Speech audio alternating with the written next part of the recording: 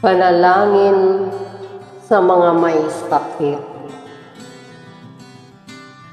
Panginoong Hesus, noong ika'y nagsimula sa iyong pangangaral, kasama sa iyong mga mithi, ang pagalingin ang mga may karamdaman. Hinanapan mo sila ng palataya dahil batid mong ang tunay na pagkakasakit ay nag-uugat sa loob ng puso at nagsisimula sa pagtalikod ng tao sa Diyos. Kami ay sumasampalataya, Panginoon,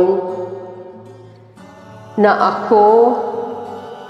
kami ay kaya mong pagalingin. Kung may kulang man, Panginoon,